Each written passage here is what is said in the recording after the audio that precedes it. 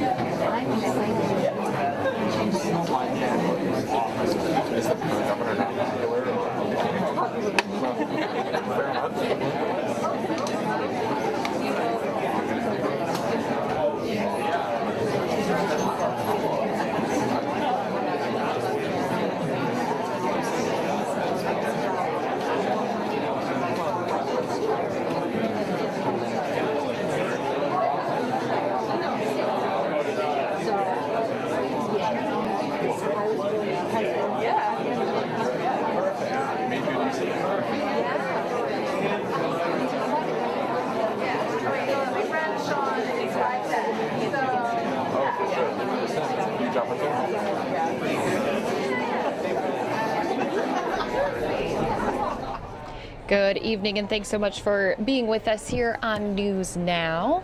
I'm Christy Larson, sitting down at the desk with you.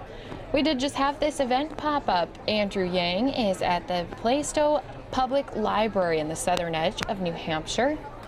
This is Yang's second event of the day. I'm being told that just like the last event, the first one earlier that we gave to you right here on our feed, the room is at capacity with around 160 people sitting inside of the room, and I am being told that there's others waiting outside, so they're all packed inside of this multi-purpose room, again awaiting for Andrew Yang to come out. So we'll bring it to you right here on News Now if anything else pops up. Of course, we'll bring that to you again also right here on News Now.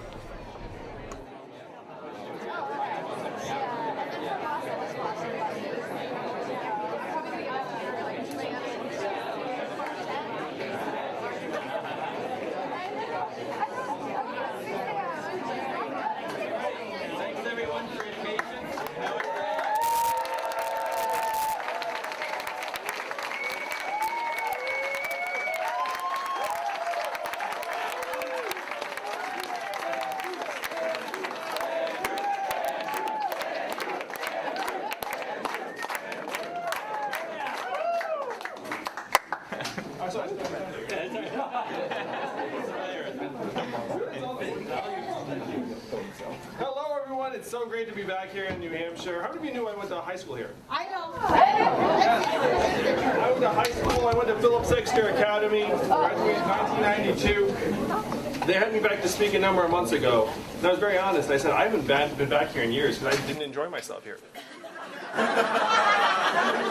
And then the student body erupted in applause. And I was like, oh, no. Like, apparently I wasn't the only one. It's so great to be here with you all. Apparently we've set a record for the season in terms of number of people at a political event in this library.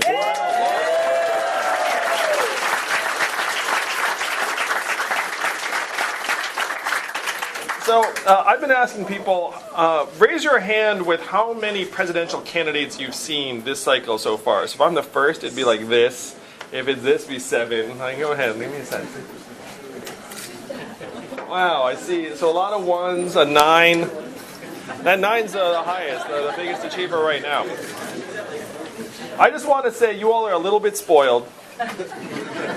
Where people in New Hampshire are like, I don't know about that Yang guy. I only met him once. Only met him that one time.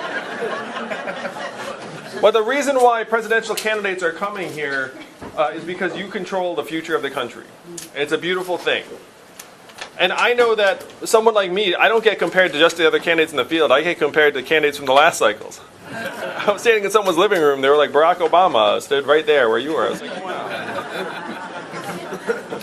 I want to walk you through my path from graduating from Exeter in '92 to being with you running for president today. Because the plan was not to run for president. And I can prove that through my fashion choices during high school. So I graduated from Exeter. I went to Brown University. Anyone do that? No? There's only at least one Brown grad in New Hampshire. Studied economics. Went to law school. Anyone do that? Couple people. Oh, really? Oh yeah, nice. Went to law school, became an unhappy corporate attorney for 5 whole months. Dogs for the birds. So I left to start a business. How many of you all started a business? Or organization, let's say.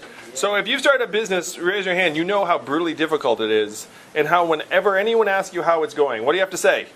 Great. It's great. Yes, you have to lie all the time. It's generally not going great. You have to be like, it's great. Because if you ever say, oh, it's terrible, then no one wants to like, oh, it's like, I don't want to buy your stuff then. I don't want to like help you. I was going to tell my friends about your business, but now I can't. So I started this company and it did not work out. It had its mini rise and maximum fall.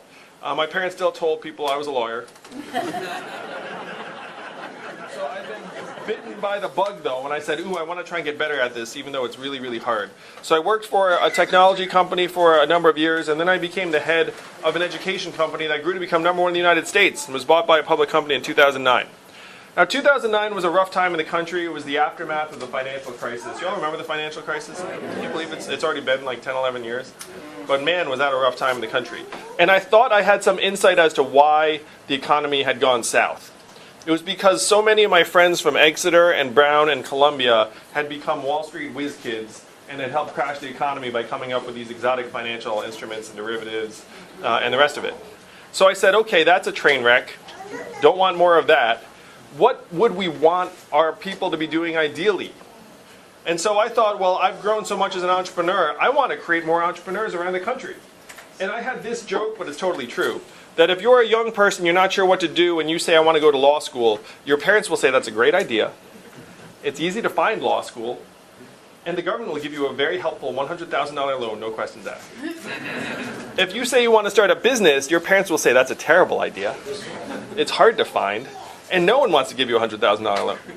So there's no mystery why we have this oversupply of indebted, unhappy law school graduates and an undersupply of entrepreneurs in places like New Hampshire and Providence and New Orleans and Baltimore.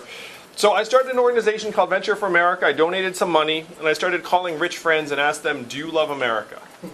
The smart among them said, what does it mean if I say yes to this question? And then I said, at least $10,000. And so 12 people said, I love America for $10,000. I was like, I thought you did. So we had a couple 100,000, grew and grew, eventually helped create several thousand jobs around the country. How many of you grew up here in New Hampshire? How about Midwest? South? West Coast? And then Northeast, some places it was New Hampshire. Seems like the vast majority. So those of you who had your hand up at that last question, I'm like you. I grew up in upstate New York, went to high school here, went to college in Rhode Island. I had never been to Birmingham, New Orleans, Cleveland, Detroit. And I was blown away by the disparities between St. Louis and San Francisco and Michigan and Manhattan. If you make that flight, you feel like you're traversing dimensions or decades or ways of life and not just a few time zones. So I was learning all of this, and then Donald Trump became our president in 2016. And if you're here today, you probably did not welcome that development. Like, how did you all react? So there are some people here, I'm sure, that voted for Donald Trump. Oh, I took it as a giant red flag that our fellow citizens were so desperate that tens of millions of them decided to vote for a narcissist reality TV star as our president. It's like, that's a terrible, terrible sign. That's like a stop what you're doing. Particularly because in my shoes at that time, I was literally getting medals and awards for being the guy that helped create several thousand jobs around the country. And what I was trying to convey to people is like, you don't get it. I feel like I'm pouring water into a bathtub that has a giant hole ripped in the bottom. And then that water rushing out of the bathtub led to Donald Trump becoming our president. If you turned on cable news and tried to figure out why Donald Trump won in 2016, what would your explanations be based upon the cable news broadcasts? Russia. Racism. Facebook. The FBI. Hillary Clinton. Some mixture of those things. But the numbers tell a very distinct and different story. The numbers say that the reason why Donald Trump is our president today is that we automated away 4 million manufacturing jobs in Ohio, Michigan, Pennsylvania, Wisconsin, Missouri, and Iowa. All the swing states that Donald Trump needed to win and did win. New Hampshire lost these manufacturing jobs a bit earlier, but some of you remember that. And now what we did to the manufacturing jobs, we're going to do to the retail jobs, the call center jobs, the fast food jobs, the truck driving jobs, and on through the economy.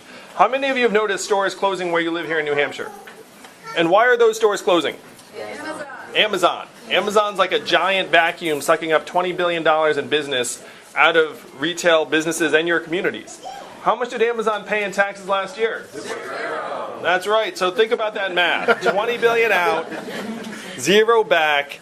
30% of your stores and malls close. And the most common job here in New Hampshire and around the country is working as a retail clerk. The average retail clerk is a 39-year-old woman making between $9 and $11 an hour. So when her store closes, what is her next opportunity going to be? We're trying to get a job in the Amazon Fulfillment Center before they automate that too. When you call a large company and you get the software on the other side of the line, what do? You dial 000 human as fast as possible, right? You're like, get the software out of my ear and get me a human immediately. I do the exact same thing. We all do it. In 2 or 3 years, the software is going to sound like this. Hey, Andrew, how's it going? What can I do to help you? It's going to be quick, efficient, delightful. You might not even realize it's software. You don't need artificial general intelligence to do that job. You just need a really good decision tree and a lot of prompts. Whereas the AI can actually recognize even changes in the tone of voice. They can know if you're getting irritated. They can start going down different decision trees. What is that going to mean for the 2.5 million Americans who work at call centers for a living that make $14 an hour right now? I spoke to a group of 70 CEOs in New York City, and I asked them, how many of you are looking at replacing your back office clerical functions with artificial intelligence? Guess how many hands went up out of 70? All 70. That's right. You could actually fire a CEO who didn't replace the back office workers, because we know how our system works. We know how the CEO has to just manage the bottom line, and so if someone discovered that they did not get rid of the back office clerical workers when they had the ability to replace them with software, then you would fire that CEO and get a new one. This is the greatest economic transformation in the history of the country. What experts are calling the 4th industrial revolution. We're in the 3rd or 4th inning, and it brought us Donald Trump. It's just going to accelerate as artificial intelligence, software, machines get better and better. Driving a truck is the most common job in 29 states, including this one. My friends in California are working on trucks that can drive themselves. Why do they want to create self-driving trucks? For the money. $168 billion a year in cost savings if they can get rid of truck drivers. I'll walk you through this because people tend to find this really interesting. And it's also, to me, one of the most important developments in our country right now. When I talk to the engineers in Silicon Valley, who literally are some of my friends, they tell me that they are 98% of the way to autonomous trucks. Now, having a 2% gap is a major problem because you can't have semi-trucks smashing into things at 2% and be like, oh, that's too bad. Because they're very large, destructive, heavy vehicles. So the way they think they can get the last 2%, do you all remember the first time you watched TV on your phone? And you were like, wow, I can do that now? Remember that? So that was 3G. We're in the process of rolling out 5G. And the way they think that the last 2% is they're going to have... So the trucks are really bad at something called snow. Because what they do is they rely upon the road markings, and if snow covers the road markings, then the computer's not sure what to do. So the way they can surmount that problem is that the truck is going to signal a teleoperator sitting in a warehouse in Nevada, who's then going to beam into the truck because the truck is equipped with teleoperating software and connected via 5G so it can happen in real time. So the teleoperator beams into the truck and then can see out the front of the truck like it's a video game because the trucks have cameras in the front. So they beam in, they take control of the truck, and then the computer says, okay, I'm confident again, you can leave, and then they beam back out. What do you think the ratio is going to be between these teleoperators in Las Vegas and the 3.5 million Americans who drive a truck for a living right now? 10%. 10%, 5%, something that order of magnitude. It's probably more likely like 2%, honestly. What is that going to mean for not just the 3.5 million truckers, but the 7 million Americans who work at truck stops, motels, and diners that rely upon the truckers getting out and having a meal? How many of you all know a truck driver? So if you know a truck driver, you know that they have to get out of the truck after 14 hours. The truck will actually seize up and start beeping and say, get out. Go to sleep, get a meal. A dozen truck drivers protested a few months ago in the Midwest. They did something called a slow roll. They started driving their truck slowly on the highway. So everyone behind them had to drive slowly too. Everyone's very confused. Everyone's like, why are we all going so slowly? What were they protesting? They were protesting the digital monitoring of their driving time. How do you think they're going to react when it's a robot truck that doesn't stop and it's their livelihood? Only 13% of truckers are unionized. 87% are mom and pop businesses. They took out massive loans to buy a few trucks. They hired some drivers. Imagine if it was your life savings at stake and there's a robot truck that never needs to stop. When I dug into what happened to the manufacturing workers, I went to the folks in Washington, D.C. My first move was not to run for president, because I am not insane. My first move was to go to D.C. and say, guys, America's going through the greatest economic transformation in our history. We're scapegoating immigrants for something immigrants have nothing to do with. America does not understand. What are we going to do about this set of problems? I had my math, my PowerPoint deck, and my figures, the rest of it.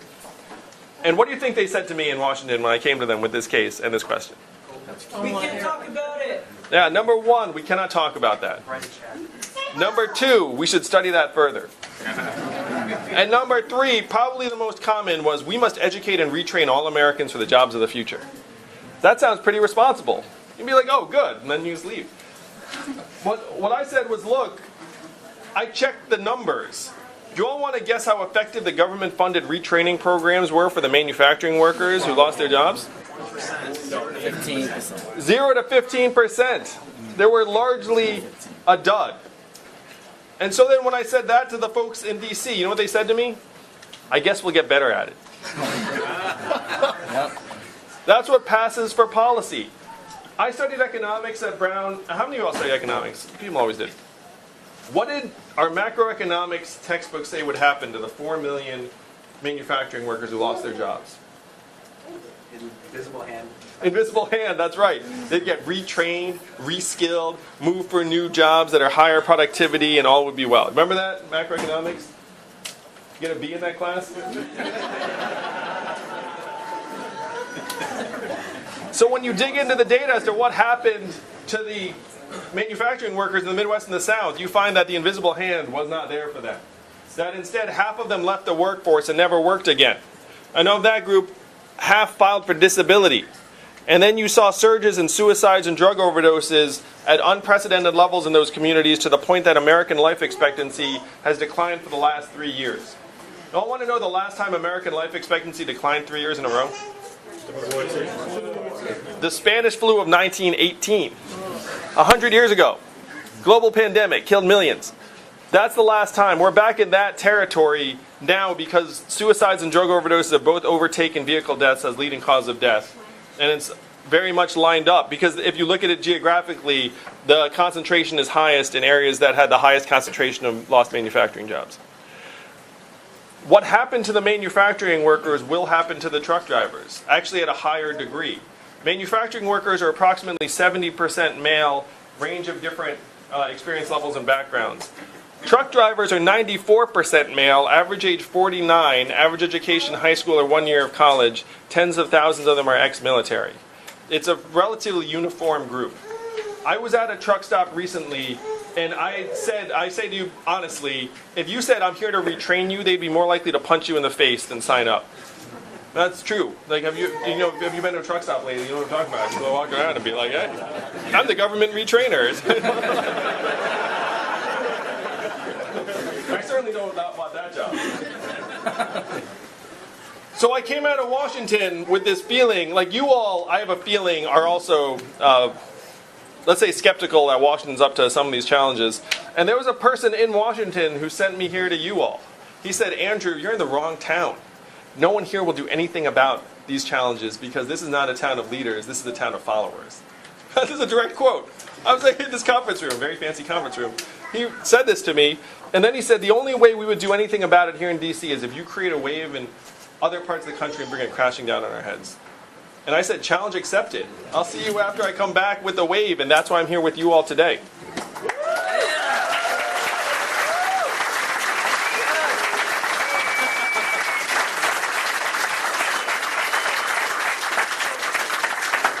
I'm here with you today as one of 9 candidates to make the fall debate stage, so thank you, Yang Gang. I'm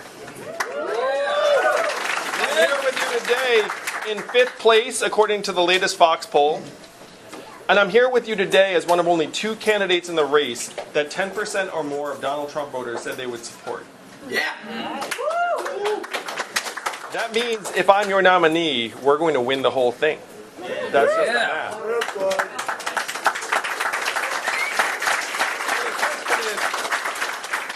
So the question is, what are we going to take to the rest of the country? This room, how many of us are there? I should ask someone officially. What's the attendance count? Like 250? We're not even saying, oh, right. We can't say it because it would be problematic, to be honest about the number. So I'm just going to, what is the actual legal capacity of this room? 162. Okay, so there are exactly 160. This room, you don't know how powerful this room is. Do you know how many Californians each New Hampshire voter is worth? 1,000, that's right. So this is the equivalent of 163,000 Californians. That's 4 football stadiums worth of Californians in this room. This is the kind of room you can launch a revolution from. That's why it's so much fun to be here. New Hampshire is one of the only places in the country where a democracy actually functions, where the will of the people is important, where you can change the course of history. Most of the rest of the country looks at you all enviously because where they are, they think they just have these giant pipes clogged with money, and their votes don't matter. They're right. Their votes don't matter. True. I'm just telling like it is. Your votes matter. That's why I'm here. That's why the candidates are going to keep coming. So what are we going to take to the rest of the country? If you've heard anything about me, remember this is like the first time. The first time you heard anything about me was something like this. There's an Asian man running for president who wants to give everyone $1,000 a month. You all remember that? Remember the first time? And the first time you heard that, you were like, ha ha, that's a gimmick, that's a joke, never happened, too good to be true, like, and dismissed it. Don't worry, it's okay. I got it. But this is a deeply American idea. It's been with us since our founding. Thomas Paine championed it. In the earliest days of the country, called it the citizen's dividend. Martin Luther King fought for it in the 60s, called it the guaranteed minimum income in his book Chaos or Community, and it is what he was fighting for in the day he was assassinated in 1968.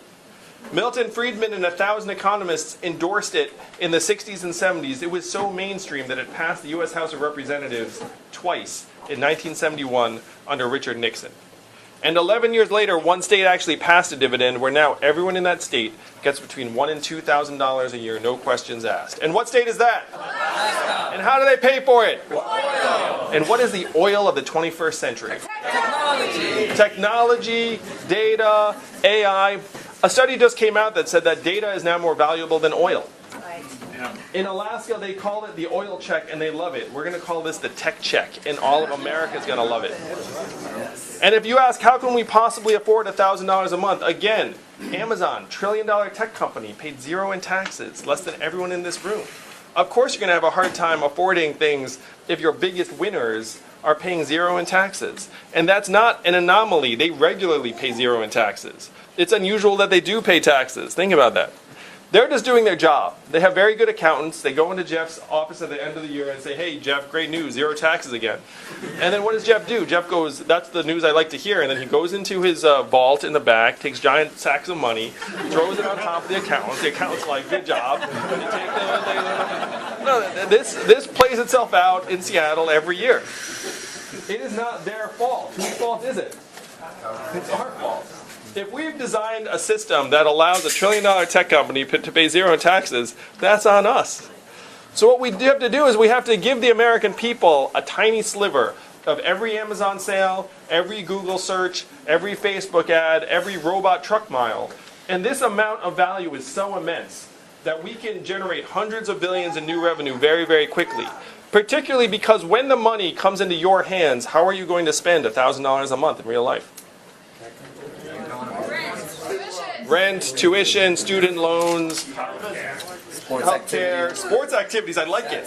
That's what I'm talking about. Car repairs you've been putting off, a beer, marijuana, sure. Close enough. I was like, is pot legal here? I can't even remember. the money would stay right here in your communities? Whole bunch. Most of it. Not all of it. Some of it would float up to the cloud again, but most of it would be right here. It would go to daycare and car repairs and Little League signups, on the occasional night out. It would flow through your communities. It would create more than 10,000 jobs right here in New Hampshire. It would also create a path forward for rural areas that right now are getting depleted by the modern economy and having Main Street stores closed.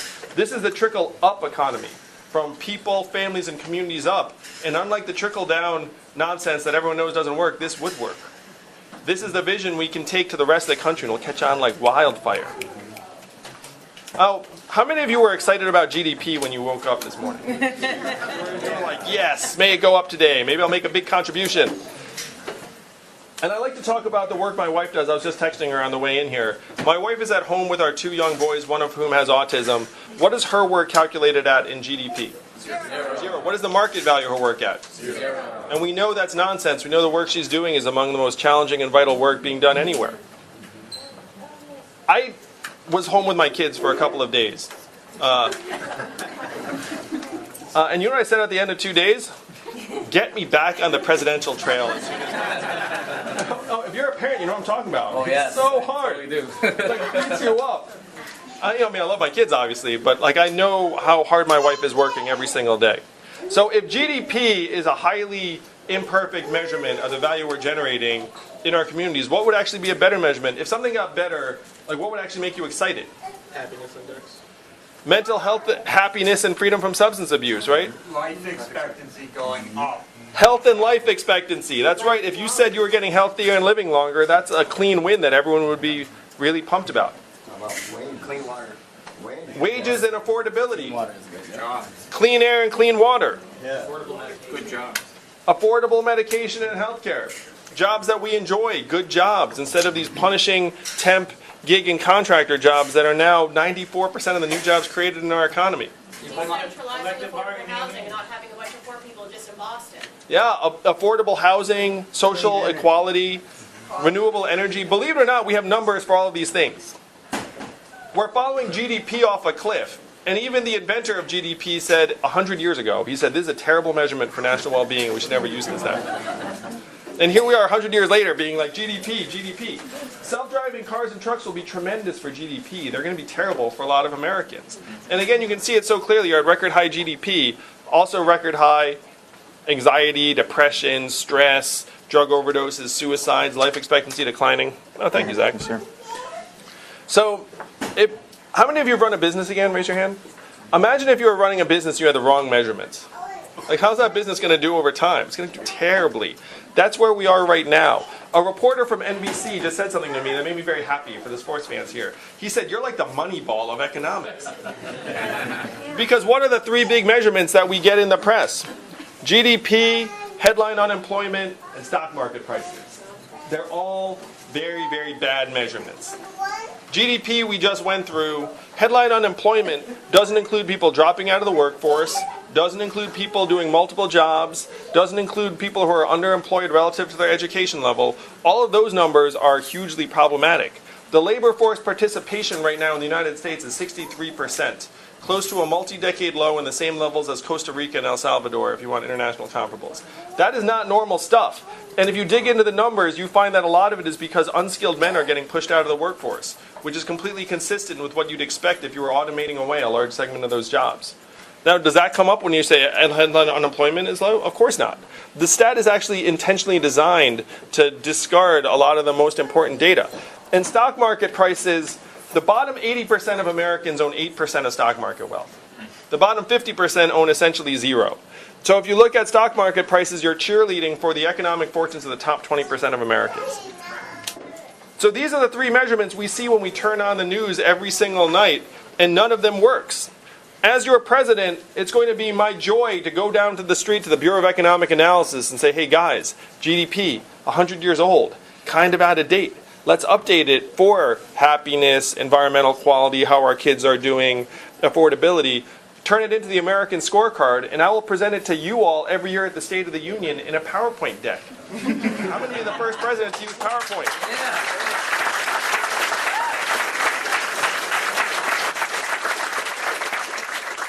So this is the vision we can take to the rest of the country in 2020, an economy that's centered around our own well-being, of seeing ourselves as the owners and shareholders of this country instead of being inputs into this giant capital efficiency machine. Because if we let the market determine our value, we're going to lose on an historic, catastrophic scale. It's going to zero out the truck drivers, but it's also going to zero out the accountants. It's going to zero out the radiologists. I was an unhappy lawyer just long enough to know that you can automate that job. I mean, as a joke, but software can legitimately edit contracts much, much faster and more error-free than the smartest lawyer. So we need to evolve in terms of the way we see our role in this society. When you talk about how this was mainstream political wisdom in the 70s, and then all of a sudden now it takes like the far-out Asian futurist man to like bring it back. But to me, it's just like, what happened in the intervening 50 years? It goes from Martin Luther King, mainstream political wisdom, like this close to being passed in the wake of Social Security and Medicare, and then 50 years later, it's like, oh, that's impossible. Like, really reflect on what the heck must have changed in that time frame. I think Reagan had a lot to do with it, I agree. But I talked to my wife about this, and she says that she believes we've been collectively brainwashed in the economic model of thinking, where we actually think that our own value and economic value are the same thing. And that if you have zero economic value, then you have zero value. And that if you're a trucker, somehow it makes sense to try and turn you into a coder, when really that makes absolutely no sense. If you reflect on it for a moment, you're like, wait, why the heck would I think that we could do that? Or that we should do that? Or that person wants that? It's because if the person doesn't have economic value, then they have no value. But again, that model is going to break down on us. It's breaking down on us right now. It gave us Donald Trump. It's turning us against each other. It's making our fellow citizens subject to terrible, terrible ideas and terrible, terrible leadership. This is what we have to undo. This is the root set of causes. This is the disease. Donald Trump is the symptom. We have to cure the disease. This is the vision we have to take to the rest of the country as fast as possible. Oh, Donald Trump's our president today, and I think about this a lot. Donald Trump in 2015, what was his fundamental message? Things are going bad. We're going to make America great again. What did Hillary say in response? America's already great. America's already great. And that message did not work. Donald Trump's our president today in large part because he got some of the problems right, but his solutions are the opposite of what we need. His solutions were we're going to build a wall, we're going to turn the clock back, we're going to bring the old jobs back. We have to do the opposite of all that. We have to turn the clock forward. We have to accelerate our economy and society as fast as possible. We have to evolve in the way we see work and value. And I am the ideal candidate for that job because the opposite of Donald Trump is an Asian man who likes math. I'm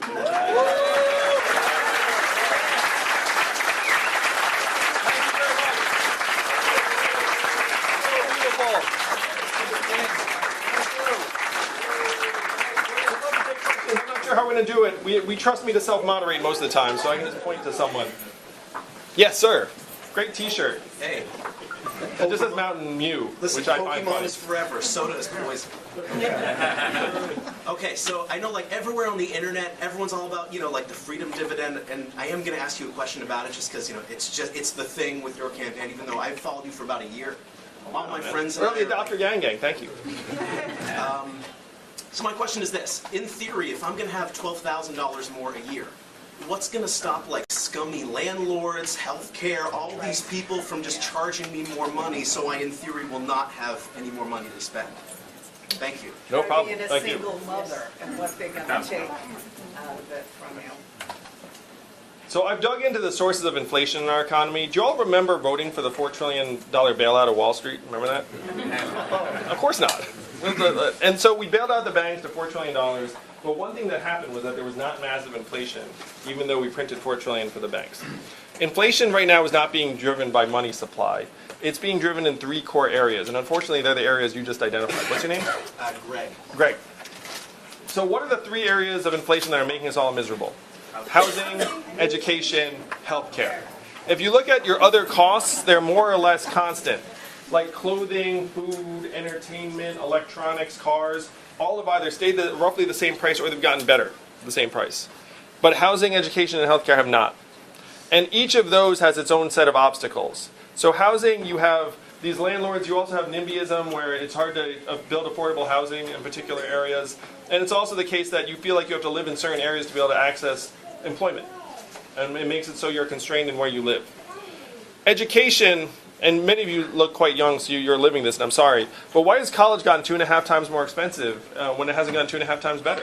Administrative costs. Yeah, like administrative costs have just gone up and up and up. And young people feel they have no choice but to pay the cost, or families feel like, well, I guess this is the way it is now in America, and then you take out these crazy loans that the government makes available to you, and then you wind up loading people up with debt. Healthcare, you have private insurers, device manufacturers, drug companies, all profiteering off the American people, and then they just raise the prices every year. I ran a business, health insurance prices only go one direction. You ever have a health insurance company notify you and be like, hey, your price is going down? Never. Right? So you go into Under ACA? oh, good. Yeah, under ACA did get some of the price down, and I love Obamacare. Yeah, I was an Obama ambassador. I got to hang out with him. He has very large hands. So if you got this money in your hands, it would not cause inflation in all these verticals where there's a lot of competition. It would help you manage inflation in healthcare, education, and housing. And I have separate plans to try and control the costs in education, healthcare, and housing, because those are the 3 problem areas. Now, it's easier for a landlord to stick it to you if you don't have this portable income that goes with you everywhere you go. So let's say you lived in a rental right now, and then your lease is up, and then your landlord shows up and is like, hey, Greg, we just freaking jacked up your prices because President Yang and the freedom dividend, I know you got the money. And then you look around and be like, well, I don't enjoy this. I'm cost sensitive. I'm looking for a bargain. So then you get together with a couple other people and you say, among the 3 of us, we're getting $3,000 a month. How about I stick it to this landlord, I walk out, and then maybe we buy some fixer-upper together, or it's portable and we can move around. You're actually much harder to exploit if you have portable income that goes with you anywhere, and you can pull it. This could give rise to many different communal living options for many, many Americans, because you get 6 friends together, all of a sudden, holy crap! With $6,000 a month, you could look around the whole town and be like, what are we gonna do, guys? So it's a way to help balance the negotiating power. The freedom dividend actually was originated by a guy named Andy Stern, who used to run the biggest labor union in the country. And what he said was this is going to make us more exploitation proof. It makes us much, much harder to exploit because this dividend's coming into our hands, and it increases our bargaining power. Miss. So, I agree with a lot of what you said. The thing I don't agree with is what you're going to do for those truckers and all the jobs that they're going to be losing. So what is the plan to re-educate them, or however it is? So I was endorsed just this past week by Elon Musk. Very exciting. And I've also been endorsed by Jack Dorsey, Alexis Ohanian, who's Serena Williams' husband. Reddit. Reddit. Reddit has endorsed you. I thought Reddit has endorsed me. So there are a bunch of technologists who believe that we're automating away these jobs and want to do something about it. So if you're going to save $168 billion on the truckers, for example, I'm proposing we set up a trucker transition fund.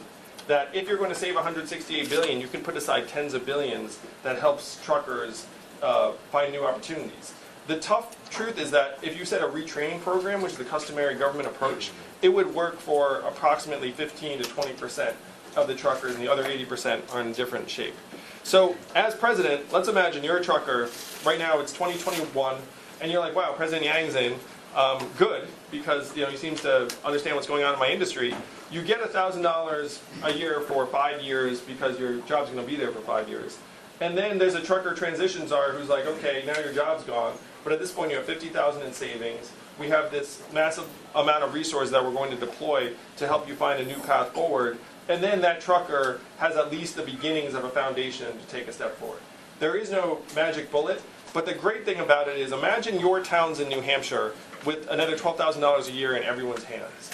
Does that town have more vibrant nonprofits, volunteer opportunities, religious organizations, political activities? There are many, many more things for people to get involved in at every level. So we can create different access points for people at every experience level, every type of occupation.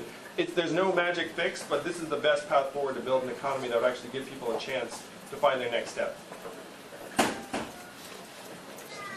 Yes? Hi. I saw you in Exeter. When you spoke there, you mentioned that it would be, with the freedom dividend, it would be imperative to figure out border security. At the first debate, you did raise your hand when they said that you would support providing health care for undocumented immigrants. I'm just wondering, for the people on the right side of the aisle, what do you say to them in terms of what you're going to do regarding immigration and the freedom dividend? So the freedom dividend would be for U.S. citizens only. There's a very, very powerful incentive to try and become a citizen. I am for a path to citizenship for undocumented immigrants. We have over 11 million undocumented immigrants in this country. It's impossible to deport that number of people. You would collapse regional economies, separate families. The whole thing's a non-starter. It's irresponsible, actually, to present a fantasy that you can somehow deport that many people. Right now, there are problems because you don't know who anyone is. They hit your institutions, they get into car accidents, they go to hospitals.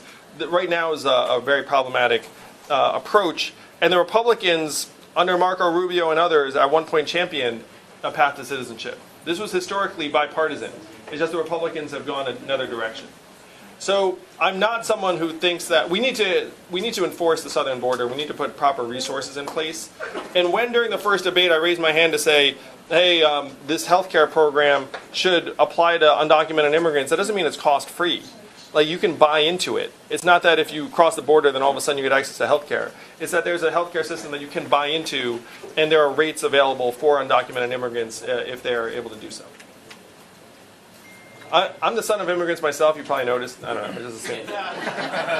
So I'm very pro-immigrant generally. And for people who are here studying abroad, we should be trying to keep them here instead of sending them home to compete against us. That's not the right win.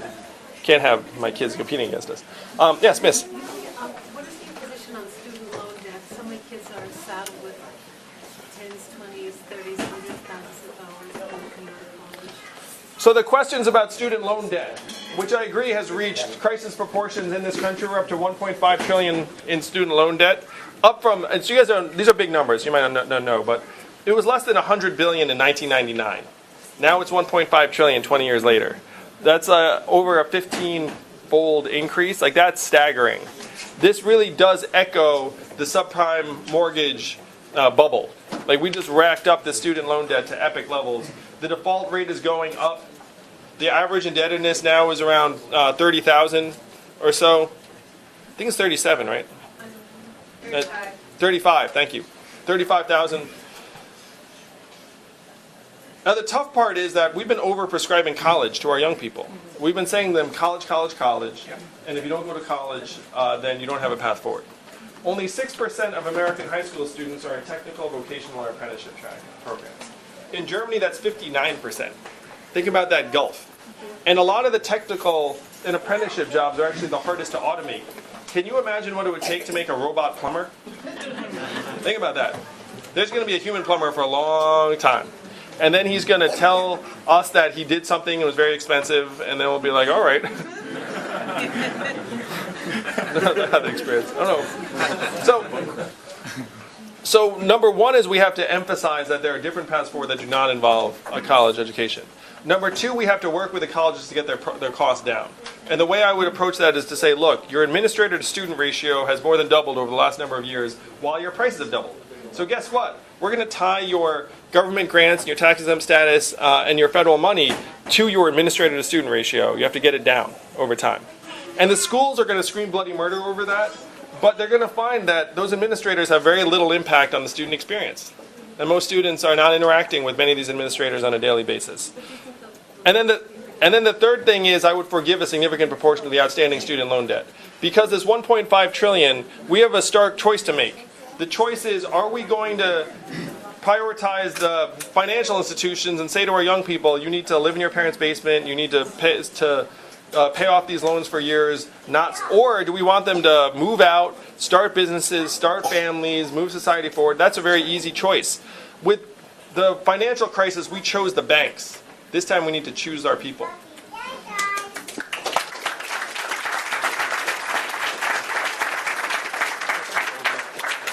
I like spreading it around geographically. Yes?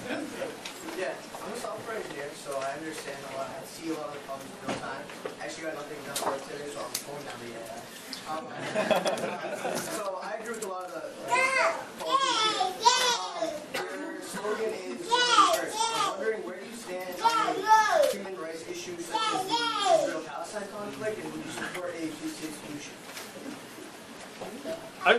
Thanks for your support. Here are the top 5 occupations of donors to the Yang Yang. Software engineer is number 1. Number 2 is driver. Number 3 is teacher. Number 4 is warehouse fulfillment center. And number 5 is retail clerk. So these are the people that are closest to the action. When I talk to software engineers, they're like, oh yeah, it's real, because they know what's going on. I am for a 2-state solution. It's, to me, the best path forward in terms of the Israeli-Palestinian conflict. And that has been historically the stance of the U.S. We've just sort of fallen off that very recently. Oh, I hate to be the heavy. 2 more questions and then... No. There's a lot of selfies out there waiting to be taken. No. We'll probably go a little bit past 2. We'll go a little bit past 2. Oh yeah, sure. My biggest concern, what Trump is doing and starting to do to the environment, what that's going to look like if he's in another 4 years, not good. And a real classic is the Pebble Mine. I don't know if you're at all familiar with that. What's your take on that? Well, I mean, what do you think is the solution? Because there are 2 sides to it. But. So, the first thing I do is appoint a head of an EPA that actually believes in the mission of the EPA.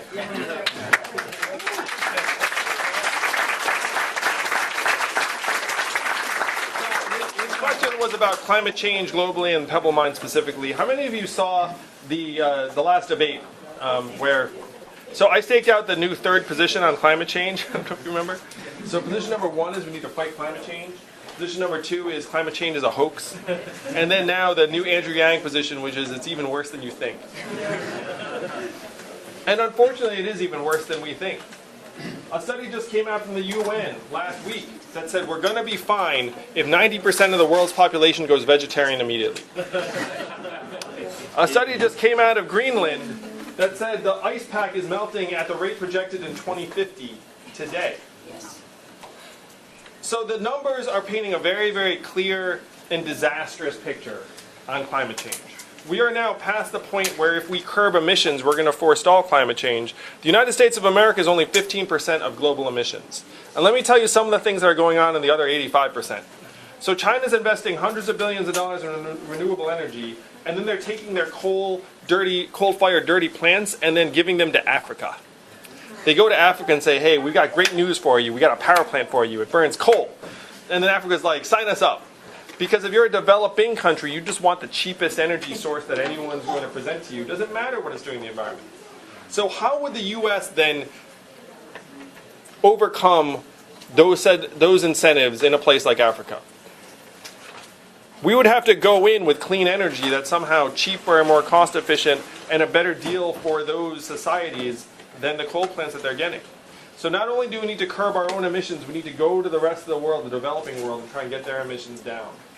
I mean, this is going to be an incredibly huge challenge. In my view, we need to also start mitigating the worst effects of climate change that we're seeing around us every day. July was the hottest month in human history. So thinking climate change is now, in the future, it's now. You're seeing the floods, you're seeing the hurricanes.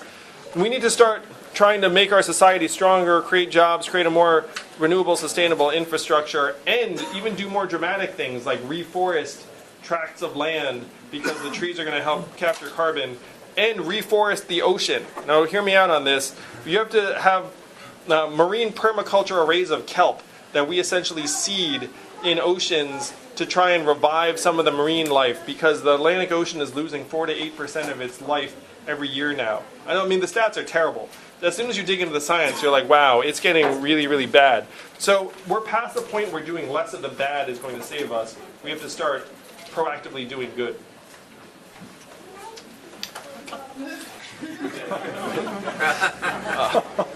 Many questions now. This one went someplace.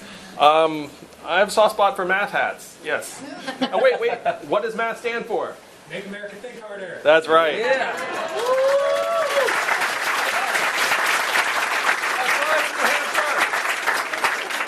Away. So across the country, and particularly here in New Hampshire, we have a problem with young people moving out of the state.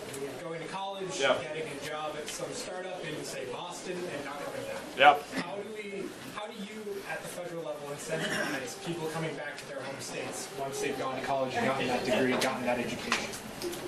I feel very strongly about this because I've seen the brain drain on both sides now. And if you're a young person, the temptation is to say I have to go to Boston or wherever in order to access the kind of opportunities I want.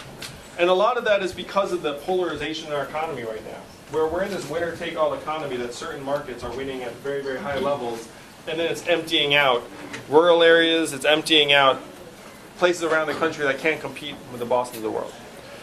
The freedom dividend is like the great rebalancer for the economy.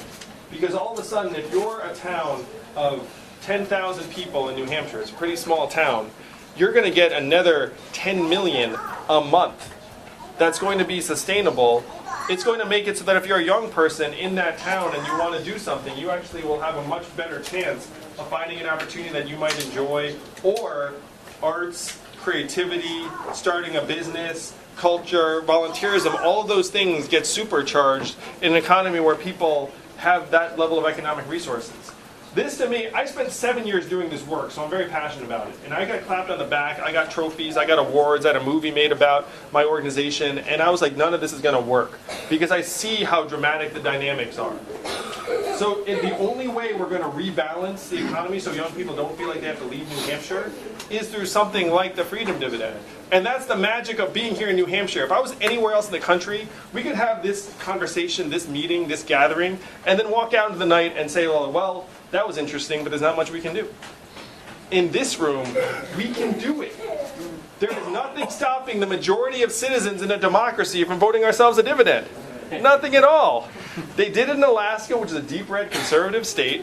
It's been proven for 40 years. We can do it in the rest of the country because, in my opinion, you should not have to leave your town or your state to have a good life in the United States of America.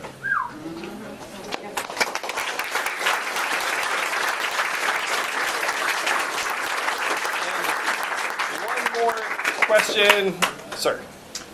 So I'm a recent high school grad, and I'm curious about your position on standardized testing, because I think it's pretty awful, and I've had to deal with it for however many years I've been in education.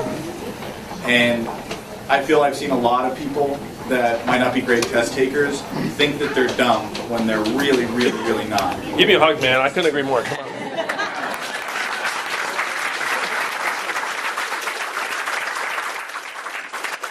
Take it from someone who's really good at filling out bubble cards. Those tests do not measure anything except the ability to fill out bubble cards. And right now, we are punishing so many of our young people. They're showing up and they're saying like, oh, like it's me, like, you know, I'm not meant for this, da-da-da. It's like, it's such nonsense. The SAT, we came up with it during World War II as a way to keep smart kids from going to the front lines. Think about that. We designed that being like, oh, we're going to keep you from the front lines. And then somehow that test became the determinant of human value in high schools around the country. One of the things I say is like somehow every year became wartime. It makes no sense. We're preparing our young people for an economy that really needs to become more human very, very quickly.